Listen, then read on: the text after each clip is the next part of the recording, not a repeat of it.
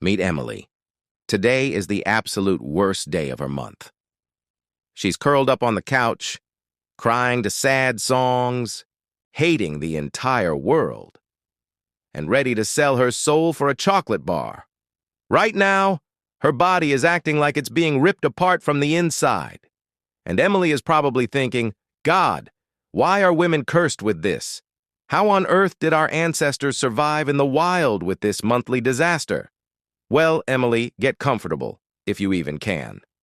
You're about to find out that evolution originally had a completely different plan. Let's jump straight to the mind-blowing facts.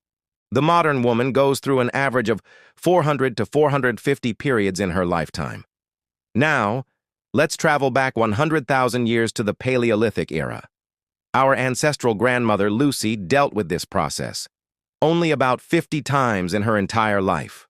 That's 9 times less. While Emily spends a fortune on period products, for prehistoric humans, it was an incredibly rare event. Lucy wouldn't even understand what that time of the month meant. Why is that? It's all because of the reproductive conveyor belt. As soon as a prehistoric girl reached puberty, she became pregnant almost immediately. 9 months with no periods. Then, once the baby was born, Lucy would breastfeed. There was no jarred baby food in the Paleolithic era, so breastfeeding lasted for 3 to 4 years. Intensive lactation releases the hormone prolactin, which literally shuts down ovulation. The moment the child switched to solid food, Lucy would get pregnant again. She only had a period a couple of times during the brief windows between babies. The second reason is the extreme fitness lifestyle our ancestors were forced into. Lucy couldn't just order a pizza.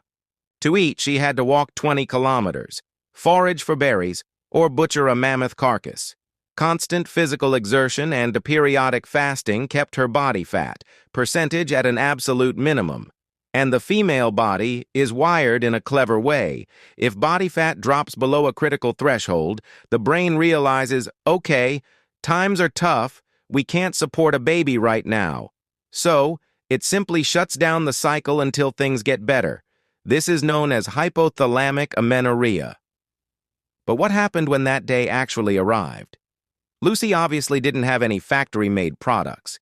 Instead, she relied on primitive, high-tech hygiene.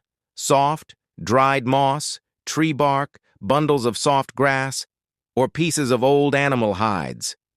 By the way, there's a myth that the scent attracted predators. But anthropologists say otherwise. Pretty damn dangerous predators. Second, hygiene around the campfire was way simpler. Used themselves, moss was just tossed into the fire.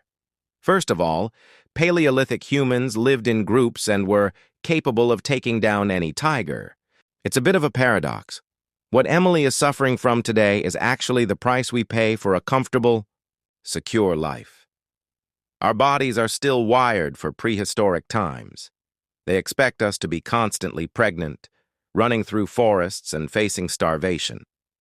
Instead, we live in comfort, eat our fill, and put off having kids until later. The brain thinks conditions are perfect, so it cranks the cycle up to the max. So, Emily, hug your heating pad, take a painkiller, and be glad you don't have to forage for moss in a freezing cave. Subscribe to the channel. This is where you get the raw truth about evolution.